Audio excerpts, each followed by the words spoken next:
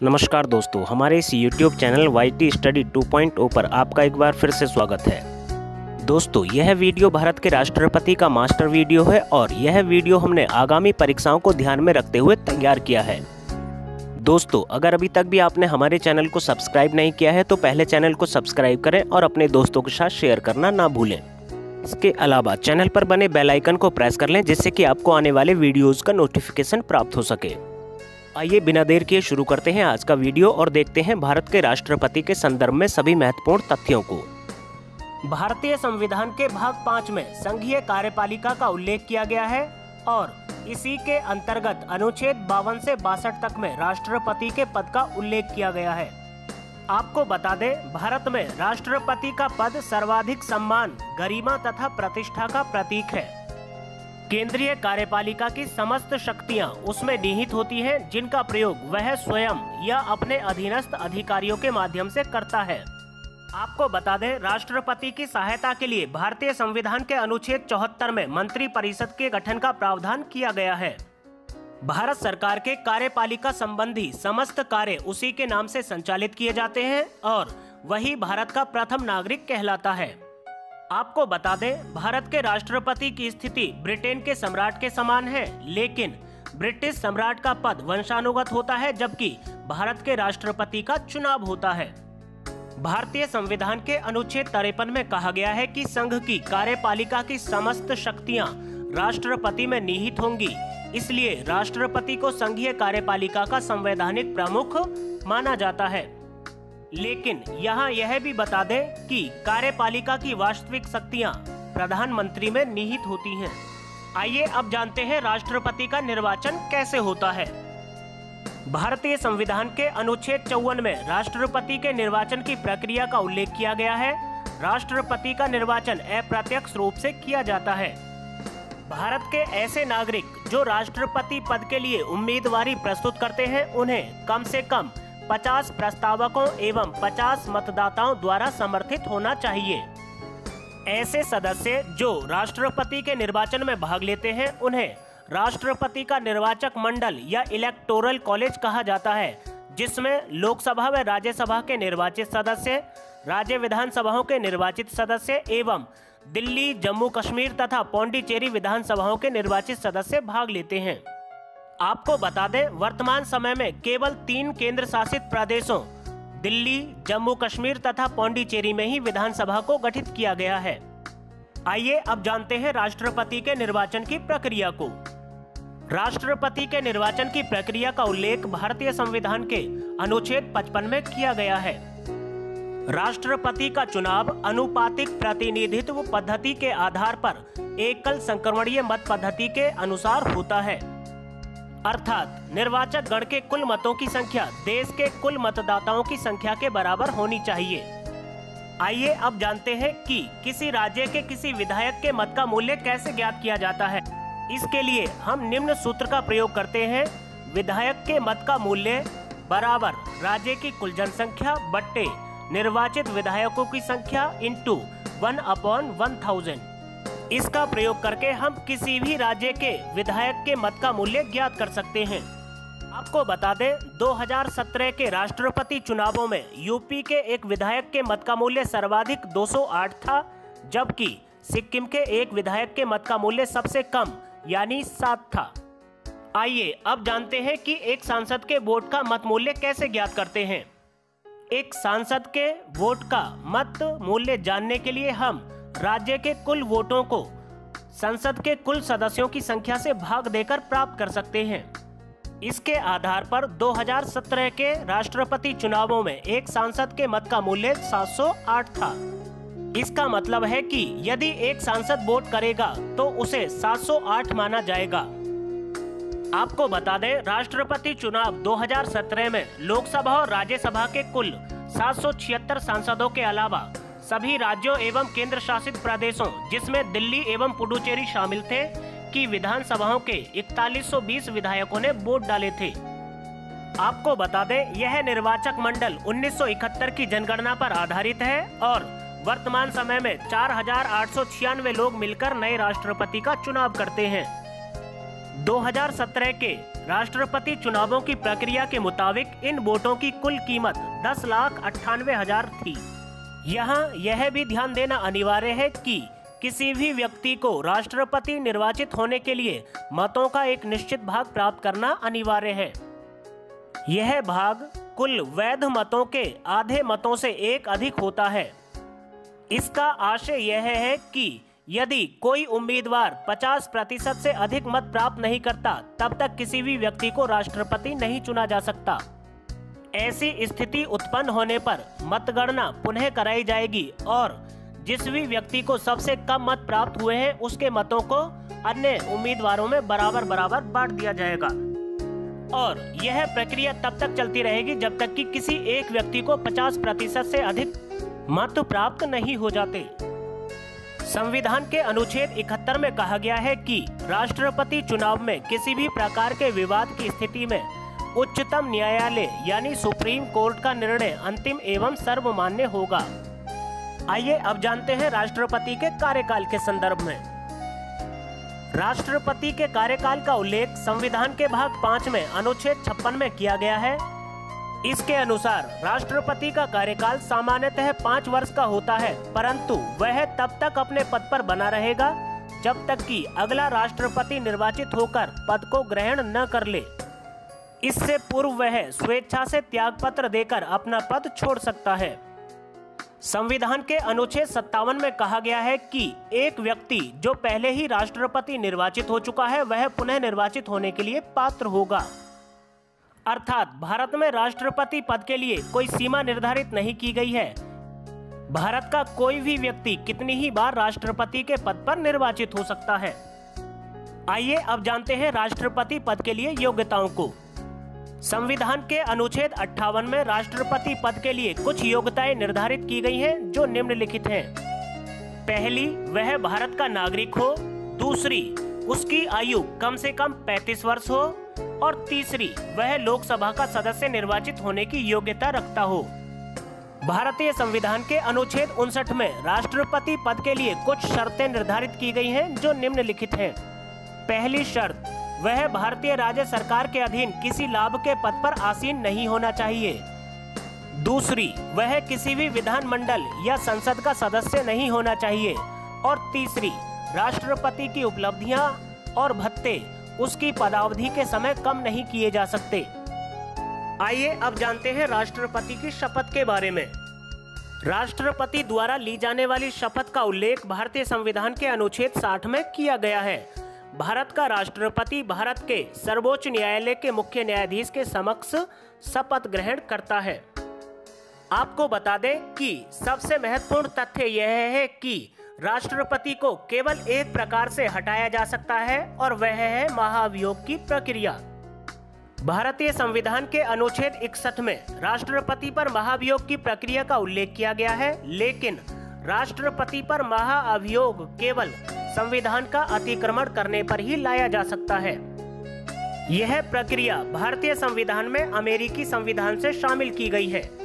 राष्ट्रपति पर महाभियोग का प्रस्ताव संसद के किसी भी सदन से लाया जा सकता है, परंतु यह उस सदन की सदस्य संख्या के 1/4 सदस्यों द्वारा हस्ताक्षरित एवं प्रस्तावित होना चाहिए। इस हस्ताक्षरित प्रस्ताव को 14 दिन पूर्व राष्ट्रपति के पास भेजा जाना आवश्यक है। ऐसा प्रस्ताव दोनों सदनों से 2/3 बहुमत से पारित होना आवश्यक है। यदि इस तरह का संकल्प दोनों सदनों में 2/3 बहुमत से पारित हो जाता है तो राष्ट्रपति को संकल्प पारित होने की तिथि से उसके पद से हटा हुआ माना जाएगा। आपको बता दें, वर्तमान समय तक भारत के किसी भी राष्ट्रपति के विरुद्ध इस तरह का प्रस्ताव नहीं लाया गया है। अर्थात भारत के किसी भी राष्ट्रपति पर आज तक महाभियोग की प्रक्रिया को नहीं लाया गया है। आइए अब जानते हैं कि यदि भारत के राष्ट्रपति का पद रिक्त हो जाता है तो ऐसे समय में क्या किया जाना चाहिए। इसके लिए भारतीय संविधान के अनुच्छेद 62 में राष्ट्रपति के पद में आई रिक्ति को भरने के लिए निर्वाचन का समय और आकस्मिक रिक्ति को भरने के लिए निर्वाचित व्यक्ति की समय अवधि का उल्लेख किया गया है। अर्थात यदि राष्ट्रपति का पद रिक्त हो जाए तो उसे कितने समय में भर लिया जाना चाहिए और जो नया व्यक्ति राष्ट्रपति पद पर निर्वाचित हुआ है वह कितने समय तक इस पद पर बना रहेगा। इसके लिए आपको बता दें, यदि किसी कारणवश राष्ट्रपति का पद रिक्त हो जाता है तो उसे 6 माह के अंदर भर लिया जाना चाहिए। ऐसे समय में जो भी नया व्यक्ति राष्ट्रपति के पद पर निर्वाचित होगा वह अगले 5 वर्षों तक इस पद पर बना रहेगा। अर्थात नए निर्वाचित राष्ट्रपति का कार्यकाल 5 वर्ष का होगा, न कि शेष समय के लिए। जैसा कि हम जानते हैं, भारतीय संविधान के अनुच्छेद 53 के तहत राष्ट्रपति को विभिन्न प्रकार की शक्तियां दी गई हैं। इन शक्तियों को हम निम्न भागों में बांट सकते हैं। पहली शक्ति है कार्यपालिका शक्ति या प्रशासनिक शक्ति। जैसा कि हम पिछले वीडियो में जान चुके हैं, केंद्र सरकार की समस्त शक्तियां राष्ट्रपति के हाथों में निहित होती हैं और अनुच्छेद 77 के द्वारा उसी के नाम से देश की नीतियों का संचालन किया जाता है।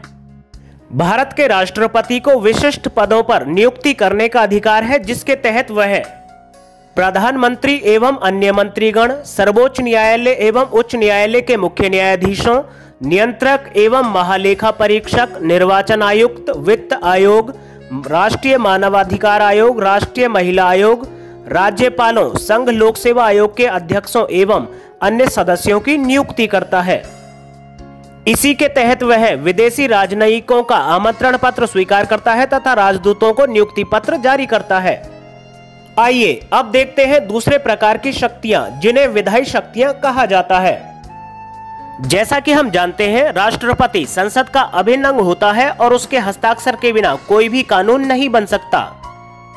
संविधान के अनुच्छेद 85 के अनुसार वह संसद का सत्र आहूत करने, सत्रावसान करने तथा लोकसभा को भंग करने की शक्ति रखता है। अनुच्छेद 86 के अनुसार वह एक सदन या दोनों सदनों में संदेश भेजने एवं दोनों सदनों में अभिभाषण करने की शक्ति रखता है। अनुच्छेद 87 के अनुसार वह लोकसभा के प्रथम अधिवेशन में अभिभाषण व वर्ष के आरंभ में दोनों सदनों में अभिभाषण करने की शक्ति रखता है। वह अनुच्छेद 111 के तहत धन विधेयकों पर अनुमति प्रदान करता है।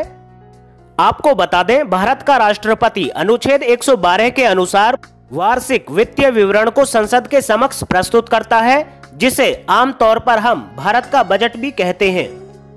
वह अनुच्छेद 108 के द्वारा संसद के दोनों सदनों में गतिरोध पैदा होने की स्थिति में दोनों सदनों की संयुक्त बैठक बुला सकता है, परंतु यह ध्यान दें कि दोनों सदनों की संयुक्त बैठक की अध्यक्षता हमेशा लोकसभा के अध्यक्ष द्वारा की जाती है। आपको बता दें, संसद की संयुक्त बैठकें उस दौरान बुलाई जाती हैं जब कोई ऐसा विधेयक जो राष्ट्रहित में पारित होना आवश्यक होता है, परंतु दोनों सदनों में उस पर सहमति नहीं बनती। तब भारत के राष्ट्रपति अनुच्छेद 108 का प्रयोग करके संसद के संयुक्त अधिवेशन बुलाते हैं। भारत के राष्ट्रपति अनुच्छेद 80 पैरा 2 के तहत राज्यसभा में 12 सदस्यों का मनोनयन करते हैं, जो कला, साहित्य, विज्ञान, समाज सेवा या सहकारिता क्षेत्र से संबंधित व्यक्ति होते हैं। वह अनुच्छेद 331 के द्वारा लोकसभा में 2 एंग्लो इंडियन सदस्यों का मनोनयन करने की शक्ति रखते हैं। भारत के राष्ट्रपति भारतीय संविधान के अनुच्छेद 123 के अंतर्गत असामान्य स्थिति यानी विश्रांति काल में अध्यादेश जारी करने की शक्ति रखते हैं।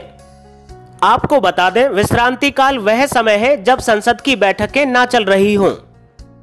यह ध्यान दें, नए राज्य के निर्माण, राज्य की सीमा में परिवर्तन से संबंधित विधेयक, संचित निधि पर भारित व्यय वाला विधेयक एवं राज्य हित से जुड़े विधेयक बिना राष्ट्रपति की पूर्व अनुमति के संसद में प्रस्तुत नहीं किए जा सकते।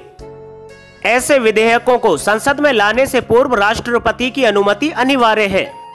आइए अब देखते हैं तीसरे प्रकार की शक्ति, जिसे न्यायिक शक्ति कहते हैं। संविधान के अनुच्छेद 72 के तहत राष्ट्रपति को किसी अपराधी की सजा को क्षमा करने, उसका प्रविलंबन करने, उसका परिहार करने और सजा को कम करने की शक्ति प्राप्त है।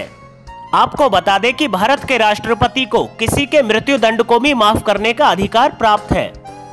भारत का राष्ट्रपति सैन्य प्रशासन द्वारा प्राप्त सजा या कोर्ट मार्शल की सजा को भी माफ कर सकता है। इसके लिए भारत के राष्ट्रपति को यह अधिकार प्राप्त है कि वह किसी सार्वजनिक हित के प्रश्न पर आर्टिकल 143 के अनुसार सर्वोच्च न्यायालय से परामर्श ले सकता है। चौथी शक्ति है सैन्य शक्ति। भारतीय संविधान के अनुच्छेद 53 के अनुसार भारत का राष्ट्रपति भारत के रक्षा बलों का सर्वोच्च सेनापति या कमांडर होता है। भारत के राष्ट्रपति को युद्ध और शांति की घोषणा करने तथा सैन्य बल के प्रविस्तारण हेतु आदेश देने की शक्ति प्राप्त है। पांचवी शक्ति है विवेकाधीन शक्तियां। भारतीय संविधान के अनुच्छेद 74 के अनुसार राष्ट्रपति मंत्री परिषद की सलाह पर कार्य करता है, किंतु विशेष परिस्थितियों में उसे अपने विवेक से काम करने की शक्ति प्राप्त है। आइए जाने कि वह अपनी विवेकाधीन शक्तियों का प्रयोग किन परिस्थितियों में कर सकता है। पहला, जब किसी एक पार्टी को लोकसभा में स्पष्ट बहुमत प्राप्त नहीं हुआ हो। दूसरा, पदाधिकारी की अचानक मृत्यु की दशा में प्रधानमंत्री की नियुक्ति करना। और तीसरा, यदि सत्तारूढ़ मंत्री परिषद के विरुद्ध अविश्वास का प्रस्ताव पारित हो गया हो तब।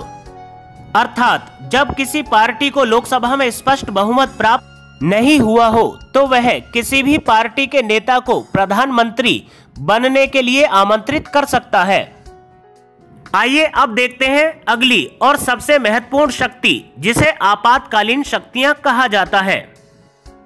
भारतीय संविधान में राष्ट्रपति को 3 स्थितियों में विशिष्ट आपातकालीन शक्तियां प्रदान की गई हैं। पहली, वह संविधान के अनुच्छेद 352 के अंतर्गत युद्ध, बाह्य आक्रमण या सशस्त्र विद्रोह की स्थिति से निपटने के लिए देश में आपातकाल की घोषणा कर सकता है। यह ध्यान दें कि वर्तमान समय में भारत में राष्ट्रीय आपातकाल की घोषणा केवल मंत्रिमंडल की लिखित सलाह पर ही की जा सकती है। भारत का राष्ट्रपति राष्ट्रीय आपात की घोषणा खतरे की आशंका मात्र से भी कर सकता है। अर्थात भारत का राष्ट्रपति यह महसूस करता है कि भारत की एकता और अखंडता खतरे में है तो वह भारत में राष्ट्रीय आपातकाल की घोषणा कर सकता है। 44वें संविधान संशोधन 1978 द्वारा यह भी तय किया गया है कि एक बार में राष्ट्रीय आपातकाल केवल 6 माह के लिए लगाया जा सकता है और उसके बाद अवधि बढ़ाने के लिए संसद का अनुमोदन आवश्यक है। संसद का यह अनुमोदन 2 माह में प्राप्त हो जाना अनिवार्य है। यह ध्यान दें कि भारत में अब तक राष्ट्रीय आपातकाल की घोषणा केवल 3 बार की गई है। पहली बार 26 अक्टूबर 1962 को चीन आक्रमण के दौरान, दूसरी बार 13 दिसंबर 1971 को पाकिस्तान आक्रमण के दौरान और तीसरी व अंतिम बार 26 जून 1975 को श्रीमती इंदिरा गांधी ने भारत के राष्ट्रपति से आंतरिक अशांति के आधार पर भारत में राष्ट्रीय आपात के घोषणा की मांग की। संविधान के अनुच्छेद 356 के अंतर्गत यदि कोई राज्य संवैधानिक रूप से अक्षम हो गया है तो राष्ट्रपति वहां आपातकाल की घोषणा कर सकते हैं, जिसे राष्ट्रपति शासन के नाम से जाना जाता है। वर्तमान समय तक भारत के विभिन्न राज्यों में राष्ट्रपति शासन की घोषणा लगभग 125 बार की जा चुकी है। भारत में सबसे पहले राष्ट्रपति शासन की घोषणा पंजाब में 20 जून 1951 को की गई थी और पंजाब ही ऐसा राज्य है जहां सबसे लंबे समय तक राष्ट्रपति शासन रहा। दोस्तों, आपको बता दें, भारत के 2 राज्यों उत्तर प्रदेश और मणिपुर में राष्ट्रपति शासन सर्वाधिक 10-10 बार लागू किया गया है। आपको यह भी जानना चाहिए कि उत्तर प्रदेश में प्रथम बार राष्ट्रपति शासन 25 जनवरी 1968 को तथा अंतिम बार राष्ट्रपति शासन 8 मार्च 2002 को लागू किया गया था। वर्तमान समय तक भारत के केवल 2 राज्यों छत्तीसगढ़ एवं तेलंगाना को छोड़कर सभी राज्यों में राष्ट्रपति शासन कम से कम 1 या 1 से अधिक बार लागू हो चुका है। सबसे रोचक यह है कि भारत में लगभग सभी प्रधानमंत्रियों के समय में भारत में राष्ट्रपति शासन लागू किया गया है, लेकिन इंद्र कुमार गुजराल के समय में इसका प्रयोग एक बार भी नहीं किया गया। संविधान के अनुच्छेद 360 के अंतर्गत आर्थिक संकट की स्थिति में राष्ट्रपति अपनी विशिष्ट शक्तियों का प्रयोग कर इसका सामना करने का प्रयास कर सकता है। अर्थात आर्थिक संकट आने की स्थिति में भारत के राष्ट्रपति वित्तीय आपातकाल की घोषणा कर सकते हैं। लेकिन यह भी ध्यान दें कि भारत में वर्तमान समय तक एक बार भी वित्तीय आपातकाल की घोषणा नहीं की गई है। आइए अब जानते हैं राष्ट्रपति की वीटो या निषेधाकार शक्तियों को। भारतीय संविधान में भारत के राष्ट्रपति को 3 प्रकार की वीटो शक्तियां प्राप्त हैं, परंतु आपको यह भी जानना चाहिए कि भारतीय संविधान में वीटो जैसे किसी भी शब्द का इस्तेमाल नहीं किया गया है। पहली वीटो है आत्यांतिक वीटो या एब्सोल्यूट वीटो। इस वीटो का प्रयोग करके राष्ट्रपति किसी विधेयक पर अपनी अनुमति नहीं देता है और विधेयक को अनुमति के लिए सुरक्षित रख लेता है। दूसरे प्रकार की वीटो है निलंबनकारी वीटो या सस्पेंशन वीटो। इस वीटो का प्रयोग करके राष्ट्रपति किसी विधेयक को संसद के पास पुनर्विचार के लिए भेज सकता है। परंतु यह ध्यान दें, इस प्रकार का विधेयक यदि राष्ट्रपति के पास पुनः पारित होकर आता है तो उस पर राष्ट्रपति को अनुमति देना अनिवार्य है। तीसरा वीटो है जेबी वीटो या पॉकेट वीटो। इस वीटो के तहत राष्ट्रपति किसी विधेयक को अनिश्चित काल के लिए अपने पास सुरक्षित रख सकता है, अर्थात इस वीटो शक्ति के प्रयोग द्वारा राष्ट्रपति किसी विधेयक पर न तो अनुमति देता है, न ही अनुमति देने से मना करता है और न ही पुनर्विचार के लिए उसे वापस लौटाता है। भारत में जेबी वीटो का सबसे पहला प्रयोग ज्ञानी जैल सिंह द्वारा किया गया था। संविधान के अनुच्छेद 74 में राष्ट्रपति को सलाह और सहायता देने के लिए एक मंत्री परिषद के गठन का प्रावधान है, जिसके प्रधान भारत के प्रधानमंत्री होते हैं। 42वें संविधान संशोधन 1976 द्वारा अनुच्छेद 74 में संशोधन करके यह प्रावधान किया गया कि राष्ट्रपति मंत्री परिषद की सलाह के अनुसार कार्य करेगा। अर्थात इस संविधान संशोधन के द्वारा राष्ट्रपति को मंत्री परिषद की सलाह मानने के लिए बाध्य कर दिया गया। 44वें संविधान संशोधन 1978 द्वारा अनुच्छेद 74 में पुनः संशोधन कर यह प्रावधान किया गया कि राष्ट्रपति मंत्री परिषद की सलाह को एक बार पुनर्विचार के लिए वापस लौटा सकता है, किंतु पुनर्विचार के पश्चात दी गई सलाह को मानने के लिए वह बाध्य होगा। अर्थात पुनर्विचार के लिए भेजा गया यदि कोई विधेयक पुनः पारित होकर राष्ट्रपति के पास जाता है तो राष्ट्रपति उस पर अनुमति देने से इनकार नहीं कर सकते। संविधान के अनुच्छेद 75 के खंड 3 के अनुसार मंत्री परिषद लोकसभा के प्रति सामूहिक रूप से उत्तरदायी होगी, ऐसा कहा गया है। इस प्रकार राष्ट्रपति अपने सभी कार्य मंत्री परिषद की सलाह के अनुसार ही करता है और इसी कारण वह अपने किसी भी कार्य के प्रति उत्तरदायी नहीं होता। इसी कारण कुछ संविधान विशेषज्ञ भारत के राष्ट्रपति को नाम मात्र का प्रमुख, कठपुतली, राष्ट्रपति या रबर की मोहर की संज्ञा प्रदान करते हैं। उपरोक्त सभी बातों से यह स्पष्ट है कि राष्ट्रपति मंत्रियों की सलाह के विरुद्ध कुछ नहीं कर सकता और न ही मंत्रियों की सलाह के बिना कुछ कर सकता है। अतः इन सब बातों से यह भी कहा जा सकता है कि भारत के संविधान में राष्ट्रपति को किसी भी प्रकार की विवेकीय शक्ति प्रदान नहीं की गई है, किंतु वह संवैधानिक परंपरा के अनुसार निम्नलिखित शक्तियों का प्रयोग अपने विवेक से करता है। पहली, यदि लोकसभा चुनाव में खंडित जनादेश प्राप्त होता है तो राष्ट्रपति प्रधानमंत्री की नियुक्ति में अपने विवेक का प्रयोग करता है तथा सामान्यतः ऐसे दल या गठबंधन के नेता को सरकार बनाने के लिए आमंत्रित करता है जो उसकी राय में सदन में विश्वास मत हासिल कर सकता है। यदि कोई सरकार लोकसभा में अपना बहुमत खो देती है अथवा उसके विरुद्ध अविश्वास का प्रस्ताव पारित हो जाता है तो ऐसे समय में मंत्री परिषद लोकसभा के विघटन की सिफारिश करती है। तब भारत के राष्ट्रपति ऐसी सिफारिश को मानने के लिए बाध्य नहीं है, अर्थात ऐसे समय में वह अपने विवेक का प्रयोग कर सकते हैं। अगला, यदि किसी प्रधानमंत्री की आकस्मिक मृत्यु हो जाती है तो ऐसे समय में भारत के राष्ट्रपति अपने विवेक से सत्ताधारी पार्टी के किसी व्यक्ति को प्रधानमंत्री नियुक्त कर सकते हैं। आगे देखते हैं, यदि मंत्री परिषद ने अपना विश्वास मत खो दिया है किंतु वह त्यागपत्र देने को तैयार नहीं है तो ऐसे समय में भारत के राष्ट्रपति अपने विवेक से सरकार को बर्खास्त कर सकते हैं। भारत का राष्ट्रपति जेबी वीटो का प्रयोग करते हुए भी अपने विवेक का प्रयोग करता है, क्योंकि वह अपने विवेक से ही विधेयक पर अनुमति देने या न देने का विचार करता है या पुनर्विचार के लिए वापस भेजने का निर्णय करता है। भारत का राष्ट्रपति अनुच्छेद 86(2) के तहत संसद को संदेश भेज सकता है। इस प्रकार संदेश भेजने की यह शक्ति राष्ट्रपति की विवेकाधीन शक्ति है। आइए अब जानते हैं राष्ट्रपति के विशेष अधिकारों को। भारतीय संविधान के अनुच्छेद 361 के अनुसार भारत के राष्ट्रपति को कुछ विशेष अधिकार प्रदान किए गए हैं जो निम्नलिखित हैं। राष्ट्रपति को अपने पदीय कर्तव्यों के निर्वहन में किए गए कार्यों के लिए किसी न्यायालय में उत्तरदायी नहीं ठहराया जा सकता। राष्ट्रपति के विरुद्ध उसकी पदावधि के दौरान कोई भी दांडिक कार्यवाही न तो संस्थित की जाएगी और न ही चालू रखी जाएगी। राष्ट्रपति के विरुद्ध उनकी पद अवधि के दौरान उनकी गिरफ्तारी या कारावास के लिए किसी न्यायालय द्वारा कोई आदेशिका जारी नहीं की जा सकती। साथियों, अब जानते हैं राष्ट्रपति को प्राप्त होने वाले वेतन एवं भत्तों के बारे में।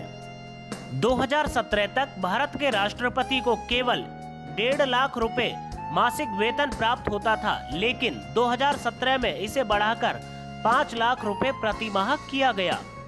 इसके अलावा भारत के राष्ट्रपति को रहने के लिए आवास एवं एक लग्जरी गाड़ी भी प्रदान की गई है। राष्ट्रपति के जीवन साथी को भी हर महीने 30,000 रुपए सेक्रेटरियल असिस्टेंट के तौर पर प्राप्त होते हैं। आइए अब जानते हैं राष्ट्रपति से संबंधित कुछ विशिष्ट तथा महत्वपूर्ण तथ्यों को। आपको बता दें, ये सभी तथ्य आने वाले सभी परीक्षाओं के लिए अत्यंत महत्वपूर्ण है। वर्तमान राष्ट्रपति के रूप में निर्वाचित होने वाले राष्ट्रपति श्री रामनाथ कोविंद भारत के 14वें राष्ट्रपति हैं। 12वें राष्ट्रपति के रूप में निर्वाचित होने वाली श्रीमती प्रतिभा देवी सिंह पाटिल भारत की प्रथम महिला राष्ट्रपति थीं। श्री नीलम संजीव रेड्डी भारत के ऐसे राष्ट्रपति रहे जो लोकसभा के अध्यक्ष भी थे। भारत में कार्यकारी राष्ट्रपति के रूप में वीवी गिरी, एम हिदायतुल्ला एवं बीडी जत्ती ने कार्य किया है। ऐसे व्यक्ति जो राष्ट्रपति की आकस्मिक मृत्यु के बाद या इस्तीफा देने के बाद उनके पद को संभालते हैं, उन्हें कार्यकारी राष्ट्रपति के रूप में जाना जाता है। राष्ट्रपति के रूप में सबसे लंबे समय तक कार्य करने वाले राष्ट्रपति डॉक्टर राजेंद्र प्रसाद थे, जिन्होंने 1950 से 1962 तक यह पद संभाला था, जबकि सबसे कम अवधि के लिए डॉक्टर जाकिर हुसैन ने इस पद को संभाला था। वह केवल 1 वर्ष 11 दिन तक ही भारत के राष्ट्रपति रहे। भारतीय गणतंत्र में एकमात्र निर्विरोध निर्वाचित होने वाले राष्ट्रपति नीलम संजीव रेड्डी थे, जिन्होंने 1982 में निर्विरोध राष्ट्रपति के रूप में शपथ ली थी। कोई ऐसा व्यक्ति जिसके विरुद्ध कोई उम्मीदवार न हो, ऐसे निर्वाचित होने वाले व्यक्ति को निर्विरोध निर्वाचित कहा जाता है। इसके अलावा नीलम संजीव रेड्डी अब तक के सबसे कम उम्र के राष्ट्रपति भी रहे। डॉक्टर वीवी गिरी भारत के एकमात्र ऐसे राष्ट्रपति हैं जिनको द्वितीय चक्र की मतगणना के बाद सफलता प्राप्त हुई। वह सबसे कम मतों के अंतर से 50.2% से जीतने वाले राष्ट्रपति भी हैं। आपको बता दें, किसी भी व्यक्ति को राष्ट्रपति निर्वाचित होने के लिए मतों का कम से कम 50% प्लस 1 प्राप्त करना अनिवार्य है। जब तक किसी व्यक्ति को 50% से ज्यादा मत प्राप्त न हो, तब तक कोई भी व्यक्ति भारत के राष्ट्रपति के रूप में निर्वाचित नहीं किया जा सकता। डॉक्टर वीवी गिरी ही एकमात्र ऐसे राष्ट्रपति हैं जिन्होंने कार्यवाहक राष्ट्रपति के पद से त्याग पत्र देकर राष्ट्रपति का चुनाव लड़ा था। एम हिदायतुल्ला सर्वोच्च न्यायालय के ऐसे प्रथम न्यायाधीश हैं जिन्होंने भारत के कार्यवाहक राष्ट्रपति का पदभार ग्रहण किया था। इसके अलावा यही एकमात्र ऐसे व्यक्ति हैं जिन्होंने भारत के तीनों सर्वोच्च पद यानी भारत के राष्ट्रपति, उपराष्ट्रपति एवं सर्वोच्च न्यायालय के मुख्य न्यायाधीश के रूप में कार्य किया है। आपको बता दें, भारत के राष्ट्रपति का सरकारी आवास राष्ट्रपति भवन कहलाता है। इसे 1950 तक वायसराय हाउस कहा जाता था। इसका डिजाइन ब्रिटिश वास्तुकार एडविन लुटियंस ने तैयार किया था। नई दिल्ली में जिस स्थान पर राष्ट्रपति भवन स्थित है, उसे रायसीना हिल के नाम से जाना जाता है। राष्ट्रपति भवन इंडिया गेट के ठीक सामने स्थित है। आइए एक नजर भारत के राष्ट्रपतियों तथा उनसे संबंधित महत्वपूर्ण तथ्यों पर डालते हैं। डॉक्टर राजेंद्र प्रसाद ये 26 जनवरी 1950 से 13 मई 1962 तक भारत के राष्ट्रपति रहे। ये भारत के प्रथम राष्ट्रपति थे तथा सबसे अधिक लंबे समय तक भारत के राष्ट्रपति रहे। डॉक्टर एस राधाकृष्णन ये 13 मई 1962 से 13 मई 1967 तक भारत के राष्ट्रपति रहे। इनके जन्म दिवस 5 सितंबर को हम सभी शिक्षक दिवस के रूप में मनाते हैं। डॉक्टर जाकिर हुसैन ये 13 मई 1967 से 3 मई 1969 तक भारत के राष्ट्रपति रहे। ये भारत के प्रथम मुस्लिम राष्ट्रपति एवं सबसे कम अवधि वाले राष्ट्रपति थे। इनकी मृत्यु कार्यकाल के दौरान हो गई। वीवी गिरी ये 3 मई 1969 से 20 जुलाई 1969 तक भारत के प्रथम कार्यवाहक राष्ट्रपति रहे। एम हिदायतुल्ला ये 20 जुलाई 1969 से 24 अगस्त 1969 तक भारत के एकमात्र मुख्य न्यायाधीश कार्यवाहक राष्ट्रपति रहे। वीवी गिरी ये 24 अगस्त 1969 से 24 अगस्त 1974 तक भारत के राष्ट्रपति रहे। आपको बता दें, अब तक के राष्ट्रपति चुनावों में यही एकमात्र चुनाव था जब राष्ट्रपति के चयन के लिए दूसरे दौर की गणना करानी पड़ी। फखरुद्दीन अली अहमद ये 24 अगस्त 1974 से 11 फरवरी 1977 तक भारत के राष्ट्रपति के रूप में कार्यरत रहे और इनकी मृत्यु भी कार्यकाल के दौरान हो गई। बीडी जत्ती ये 11 फरवरी 1977 से 25 जुलाई 1977 तक भारत के कार्यवाहक राष्ट्रपति के रूप में कार्यरत रहे। नीलम संजीव रेड्डी ये 25 जुलाई 1977 से 25 जुलाई 1982 तक भारत के राष्ट्रपति रहे। ये सबसे कम उम्र के एवं एकमात्र निर्विरोध राष्ट्रपति निर्वाचित हुए। ज्ञानी जैल सिंह ये 25 जुलाई 1982 से 25 जुलाई 1987 तक भारत के राष्ट्रपति रहे। ये भारत के प्रथम सिख राष्ट्रपति थे। आर वेंकट रमन ये 25 जुलाई 1987 से 25 जुलाई 1992 तक भारत के राष्ट्रपति रहे।